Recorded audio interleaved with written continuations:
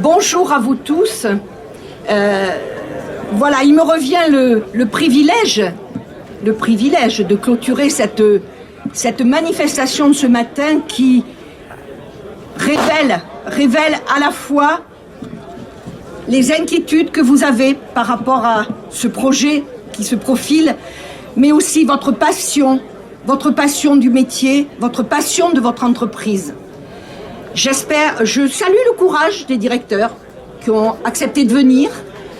J'espère que mon discours ne sera pas trop décalé, mais je crains qu'il le trouve décalé quand même.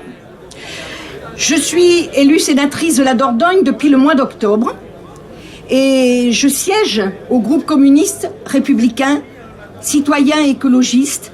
Et vous savez qu'avec mon collègue Fabien Gay, nous sommes très engagés sur ce projet Hercule, puisque nous avons demandé au Sénat un débat que nous avons animé sur cette problématique. Je suis entourée, je crois que ça a été dit, d'élus départementaux, des candidats aux élections départementales et régionales. Je les salue, voilà. Et je voudrais vous dire que je tiens tout d'abord quand même à vous remercier de m'avoir invité à me joindre à vous ce matin. Je le fais avec d'autant plus de conviction que la défense des services publics en général a beaucoup marqué ma vie professionnelle et militante. J'y ai passé toute ma carrière dans la fonction publique territoriale. Hercule, c'est le nom du projet de réforme en profondeur d'EDF concocté par son PDG Jean-Bernard Lévy. Au revoir Hercule, place à grand EDF, avec un changement de capitaine, le ministre de l'économie lui-même. Il paraît que ni le gouvernement, ni la direction d'EDF n'ont réussi à faire avaler les différentes versions du plan Hercule aux syndicats. La preuve, nous sommes là comme beaucoup d'autres de vos collègues présents dans toute la France.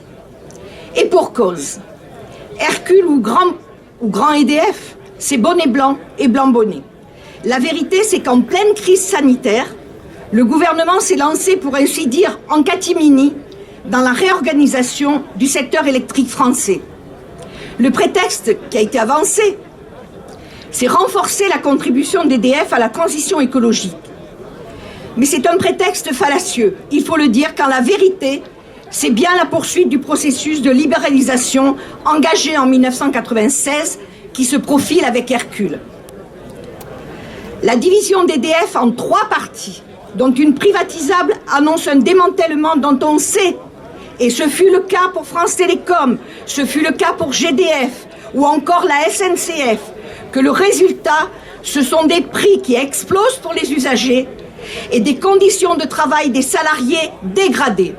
Livrer l'électricité au marché, c'est nier le fait qu'elle est notre bien commun et la garantie d'égalité de nos territoires.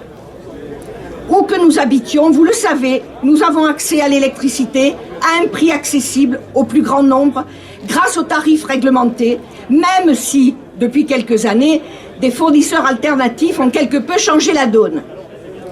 Hercule est une nouvelle étape du démantèlement et de la déréglementation du secteur qui conduira à des augmentations successives de tarifs. Nous le savons. La baisse du prix par la concurrence est une légende. Preuve en est l'augmentation de 50% en 10 ans de l'électricité. Cette politique, elle vise à engraisser les grands groupes comme Total et bien d'autres, quand il faut le savoir, 13 millions de nos compatriotes en France se trouvent en situation de précarité énergétique. C'est un ménage sur 5 qui se trouve dans cette situation de baisser le chauffage l'hiver parce qu'ils ne peuvent pas payer leurs factures. C'est un marché de dupes avec la Commission européenne, car augmenter le prix de l'accès régulé à l'électricité nucléaire historique, la reine, pour mieux rémunérer EDF, fragilisée par les investissements à venir, dont elle aura bien besoin, en contrepartie d'un démantèlement de l'entreprise publique et de l'octroi au privé des concessions des barrages hydroélectriques, c'est une hérésie. La force d'une entreprise intégrée comme EDF et que les profits dégagés dans une branche peuvent être réinvestis dans une autre, notamment pour investir dans la sécurité du nucléaire des EPR. Or, isolés de cette filière, notamment les ENR et Enedis, qui réalisent des profits, revient à amputer gravement l'entreprise dans sa capacité à investir. Si nous laissons faire, dans quelques années, on pourra nous dire que l'entité restée publique cumule les dettes et qu'il faut l'ouvrir au privé pour lui redonner de la capacité à investir. Pourquoi pas? Et puis, vous êtes très concernés ici, il y a l'hydroélectrique. Même si les barrages restent propriété de l'État, combien de concessions seront confiées au privé?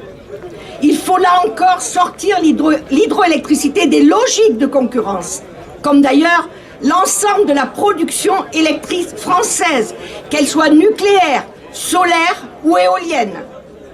Il nous faut un grand service public de l'énergie du XXIe siècle, comme quand, au sortir de la guerre, notre ministre communiste Marcel Paul crée EDF et GDF. C'est dans ce grand service public que nous devons réfléchir de concert à la fois la recherche, la production, la distribution, avec la nationalisation de General Electric qui joue un rôle essentiel dans son secteur hydro. Il nous faut un véritable projet industriel, débarrassé du poids de la finance, en réponse à nos besoins et qui garantira au pays la sécurité et la souveraineté énergétique, permettant surtout un égal accès à tous à l'électricité. En 1999, rappelez-vous la grande tempête. EDF et ses salariés ont répondu présent, ainsi que ceux des départements voisins.